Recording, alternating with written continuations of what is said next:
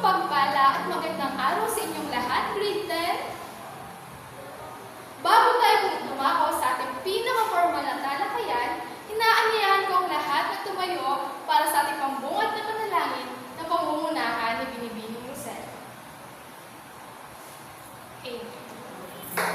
Ngayon, bago po magsiupo ang lahat, pakiayos ang inyong mga upuan at pakipulot ang mga kalat na makikita nyo rito. Kung maayos na ang lahat, maaari na upo. Tagatala ng lumiban, Binibining Goroy, binibinig ba sa ating klase? Kung mayroon ay pakisulat na lamang ito sa isang kapit ng papel at pakipasa ito sa akin pagkatapos ng ating klase. Ngayon, kumusta ang lahat? Maayos naman. Nagagalak ako at nasa maayos na yung kalagayan. Bago ang lahat, mayroon akong tuntunin na kailangan matupad sa ating silid-aralan. Narito ang una, makinig ng mabuti. Kailangan sa lahat ng pagkakataon ay makinig tayo ng mabuti. Pangalawa, itaas ang kamay kung may mga kasagutan at katanungan. Huwag tayo basta-basta magsasalita. Kailangan ang magtaas muna ng kamay kung meron tayong gustong sabihin o kung nais tayong itanong. Pangatlo, huwag magsasalita kapag may ibang nagsasalita. Kailangan irespeto natin ang nagsasalita sa harapan bago tayo magsalita. Pang-apat, gumalang sa guro at kamag-aral.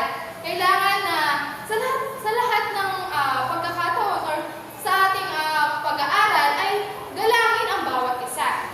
At ang panghuli, panglima, panatilihin ang kalinisan sa silid-aralan.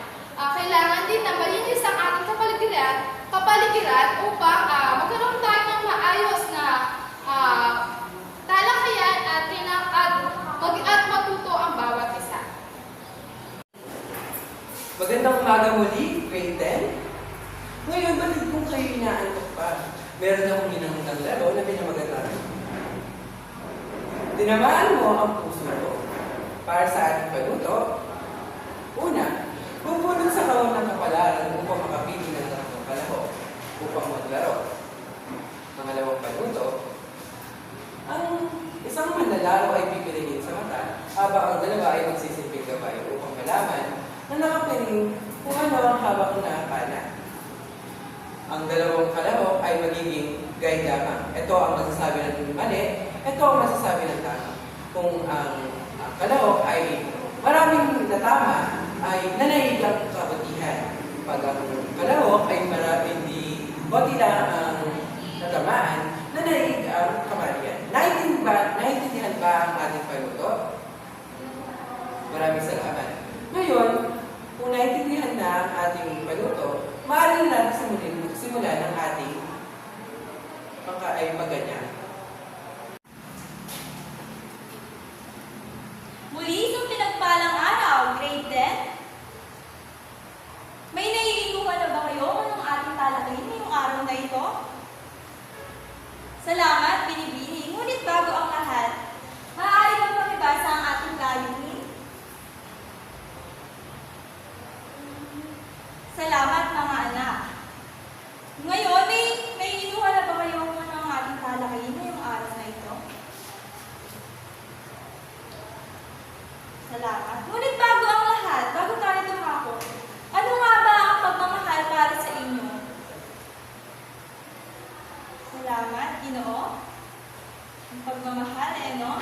Parang lahat dito ay mga umiibig na. Sino nga ba ang umiibig dito? Sino ang mga nasaktan? Grabe naman yun. Kayang-kaya niyo yan. Ngayon ay dadako na tayo sa ating paksang tatalakayin na ang mitolohiya. May nakakaalam ba kung ano ang kwento ni Cupid at Psyche na muling isinalaysay ni Alvin D. Manggao?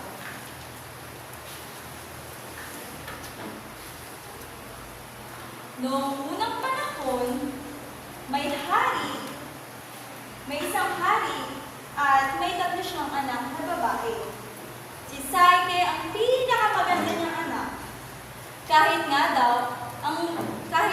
daw, ang diyosa ng kagandahan na si Venus ay hindi makapag kagandahan.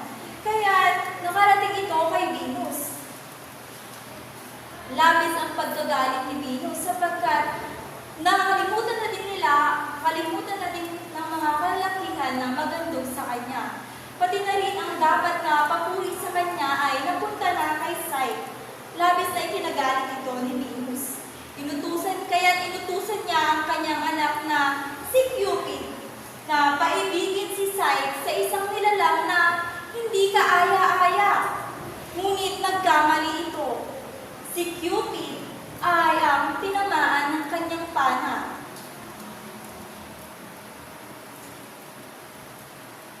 Dahil sa nangyari ngayon, ang kanyang mga kapatid ay mayroon ng mga napapangasawa. Tanging si Psyche na lamang ang hindi nakakapangasawa sa kanila.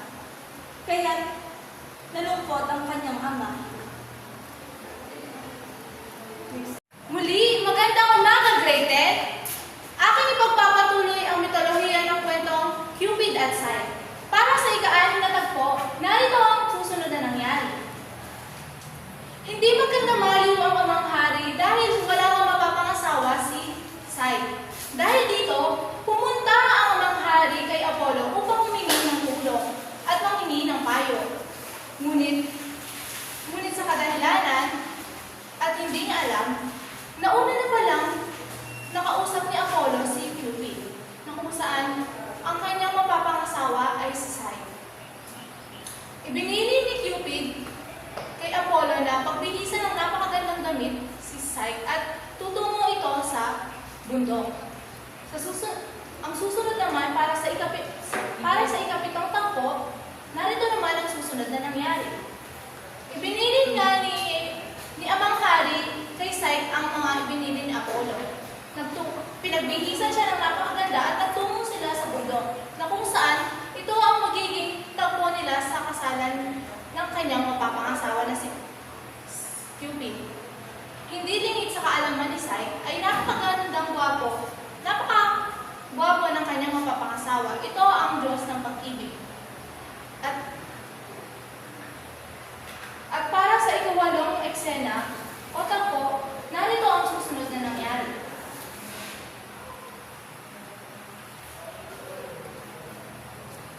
Masayang nagtagpo si Cupid at Psyche. Ngunit may isang kasunduan lamang sila na kung saan hindi man kailanman makikita ang mukha ni Cupid ni Psyche ang kanyang mapapangasawa. Para sa ika-6 na tagpuan, narito naman ang nangyari. Isang araw, nagtungo si Psyche sa kanyang ama at ibinalita ang kanyang napangasawa. Dito niya isinaad ang mga nangyari na kung saan may kasunduan nga sila na hindi makikita ni Cupid ang mukha ni Psyche. At kung saan sinusulan siya ito na sabihin na sa isang araw o sa isang gabi ay titignan niya ang mukha ni Cupid na kung saan magdadala siya ng punyal at langis upang masilayan ang kanyang mukha. Para sa ika-8 tagpo, narito ang nangyari. Sinunod nga ni Psyche ang mga sinabi ng kanyang mga kapatid na kung saan ito nga ang nangyari. Sinilip niya ang mukha ng kanyang asawa at doon nakita niya na napakagwapo nga ng kanyang napapangasawa. At dito na nagsimula at biglang nagising ang kanyang asawa at nasilayan niya ang napakapogi o napakagwapo ng kanyang mapapangasawa. At dito na natuluan ng langis ang balat ng kanyang asawa at doon na nagising si Cupid. Muna tayo para sa ika-11 tagpo ni Cupid at Psyche. Umalis si Cupid nang hindi nagsasalita at sinundan siya ni Psyche tanging sigaw lamang ni Cupid ang kanyang narinig na sinabi na ang pag-ibig ay hindi nabubuhay ng walang pagtitiwala. Ngayon naman ay dumako na tayo para sa ika-12 tagpo ni Cupid at Psyche. Ang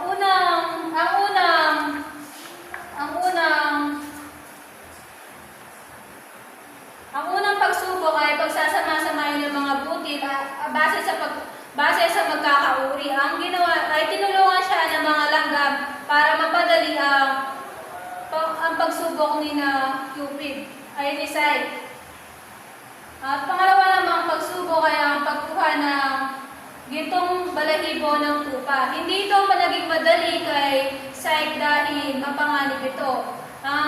Tinulungan siya ng mga ibon at binigyan ng payo na hintayin na maging tagip-silim para makakuha siya ng balahibo sa sanga ng kahoy.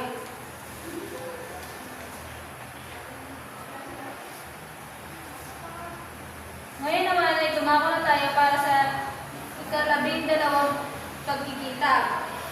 Ito naman ay ang paghingi ng pagkuha ng kahon at paghingi ng kagandahan kay Proserpina. Ito ang pinakamapanganib na ginawa ni Psyche dahil ito ang mapanganib na ginawa ni Psyche.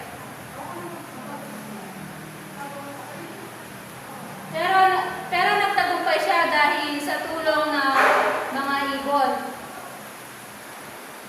Ngunit natukso si Psyche at binuksan niya ito at nawalan siya ng malay.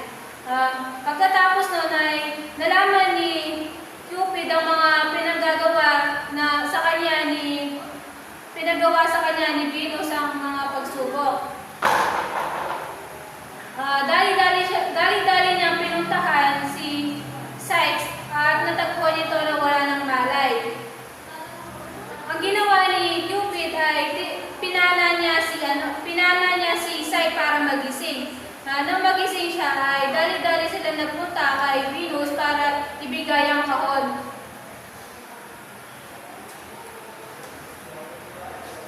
Dito naman ay nagtungo na sila sa bahay ni Venus at naisip ni Cupid na para hindi na sila magambala ni Venus ay humingi na sila ng basbas kay Jupiter at dito naging immortal na si Psyche dahil kumain siya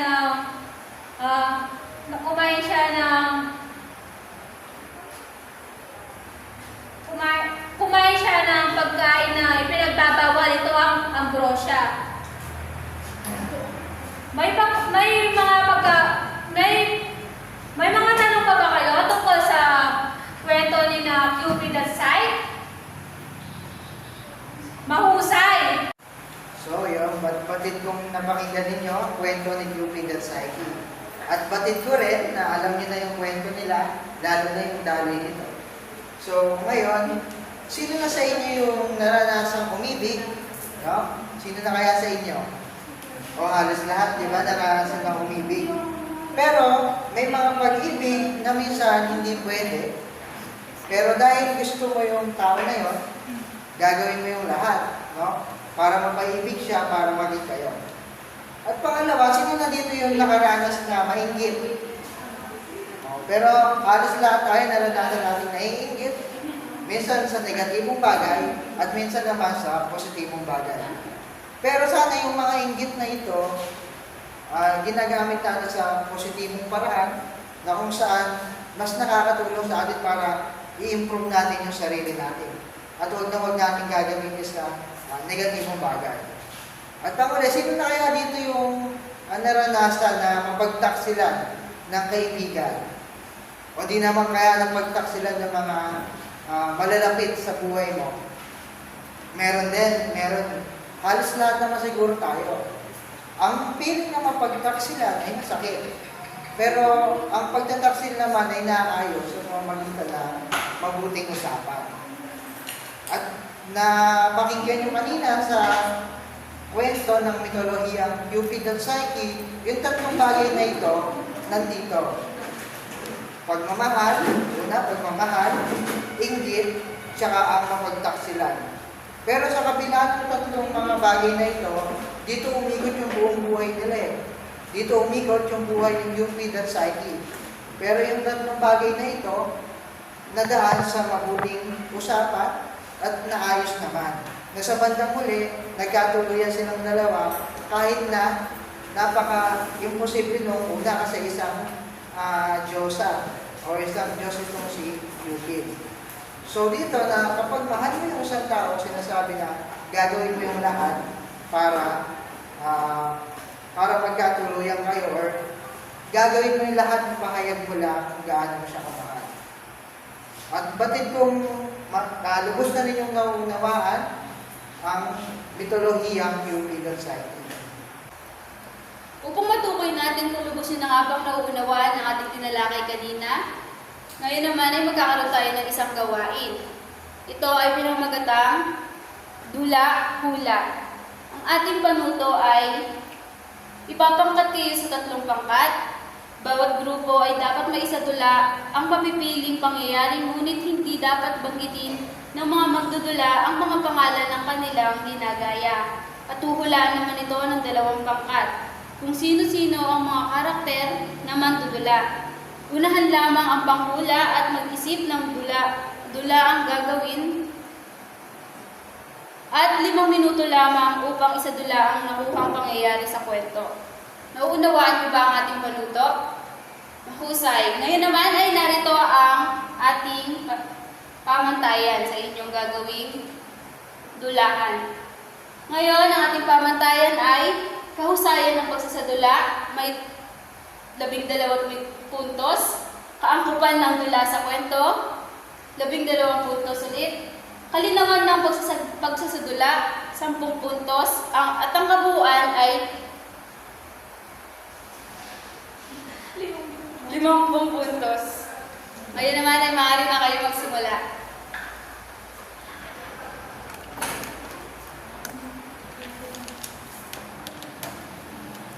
Ayan, mahusay lahat ang inyong pinakitang pagsasadula. Ngayon naman ay narito na ang inyong mga grado.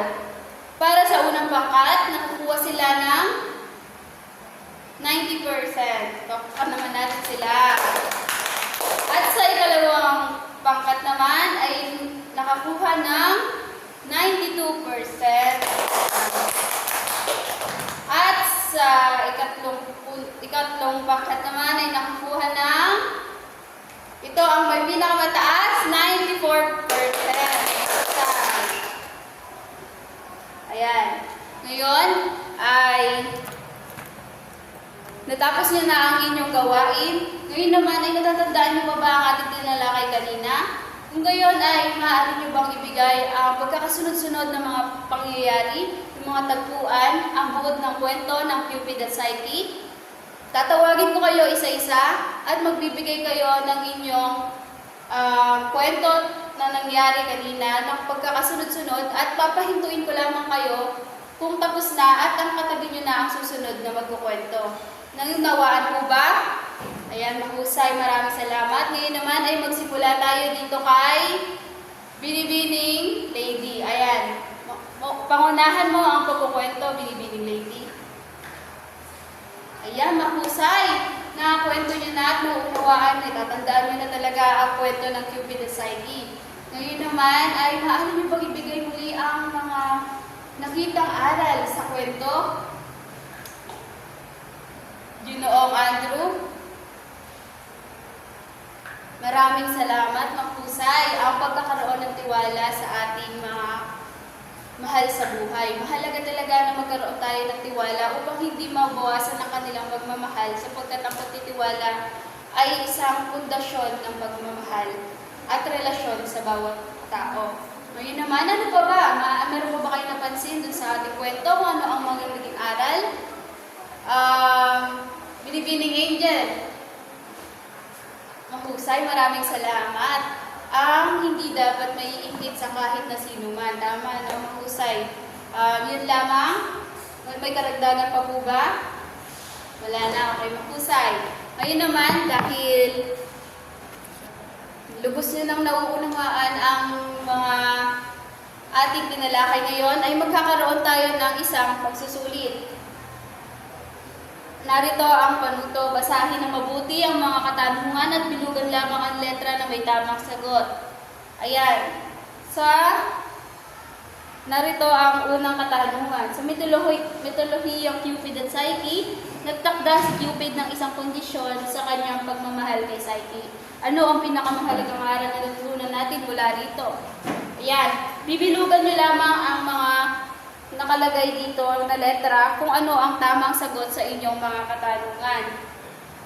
Maaari kayong magsimula, may 2 minuto lamang kayo upang magsagot at pagkatapos ay ipasa sa akin at tayo ay magkakaroon